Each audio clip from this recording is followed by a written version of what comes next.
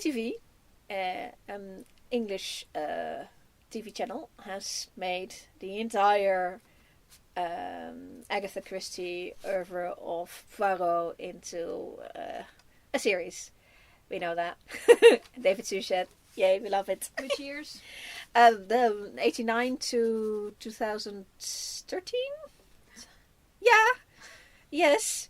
Basically, it's entire lifetime of some of these people, you know. This, yeah.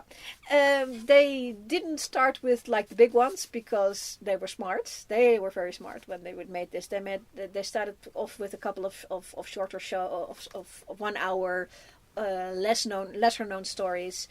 They had to get permission from the Agatha Christie Foundation for this, and they did to do this because Agatha Christie herself was not fond of TV. And they built up to about 2004 when they decided to do Death on the Nile. And actually had just reread Death on the Nile for because I'd just seen the other film, so I was going, yeah, might as well.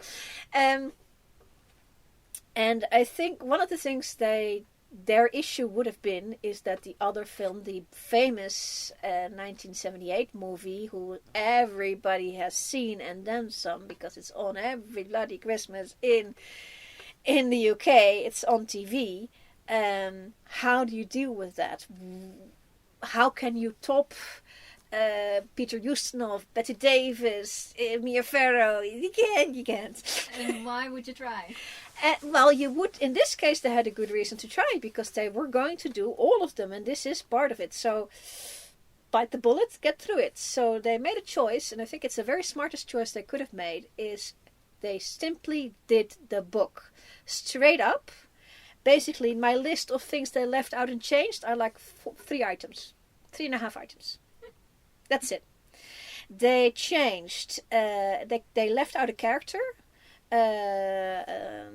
who is not in any of the movies, so he's easy to leave out, and divvied up his part into 2 other parts, which worked fine. They let me check. They lost a spy. There was a spy plot that could easily be lost, and they lost that. That was the second one. The third one wasn't even very big. In the book, there are 2 young ladies who sort of daughters of, and they at the end of the book they get paired off with somebody, which is very heteronormative now-ish. And this film is from 2004, so not quite now, but getting to now. And it was a little bit unrealistic in their view. So one of the couples where the lady makes the advance on the guy, and he says, "Sorry, wrong tree." And I thought that was really well done. It's not a very major change, and I think that made it a little bit more modern because, yes, gay people also existed in 1937, you know? Yeah, and not everyone who is single is looking for a mate. That also. And the half change that they made, and I think that is... I had to think about that one, is that one of the 2 young ladies, they are very, one is an American and one is British, and they're not very anything basically, and so the American lady the young lady they made very American, very gung-ho, and that worked very well. So that basically fit very well with the way she was in the book. She was sort of inexperienced but ready to learn, and she was that way in the book, so that's fine.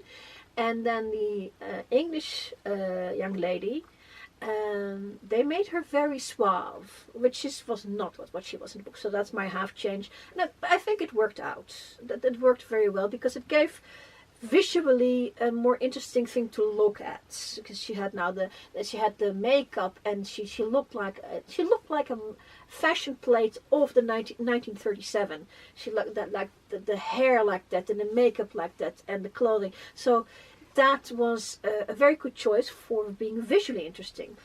What they did with the visuals. They did go to, because the thing is set in Egypt, so they did go to Egypt. They went to places as well, so they had that local going, and the clothing, the looks, especially the makeup, was very strongly geared towards the 1930s exactly. I mean, everybody's wearing the latest fashion, young, old, everybody. With the hair as well, because if you look at fashion plates from the 1930s or pictures from the 1930s, you go, oh, that hair is very stylized. It's not modern in any way. I mean, they're ultra modern in their time, but the way they style their hair is not anything we would do this now. And they did that, and then some. They because the Emily Blunt is actually playing Linnet. And I think Emily Blunt is like a dark brown, a dark blonde, like us. But the character in the book, she's a blonde straight up. So they made her blonde. She is now blonde. So they did exactly what was in the book. In fact, the lines are verbatim from the book.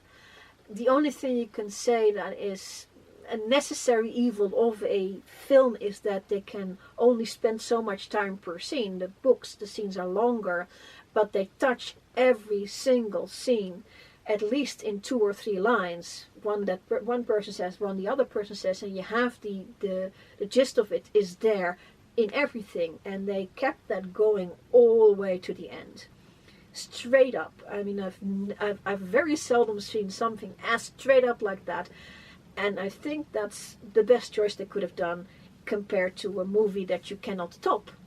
You simply cannot top that 1978 movie. It can't be done. So they didn't.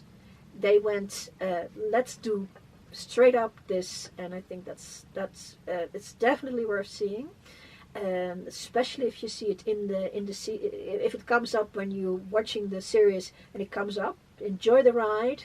It's a great ride. It's the most accurate version I've seen. Yeah, that's it's recommended. That's my opinion. I'm sticking to it.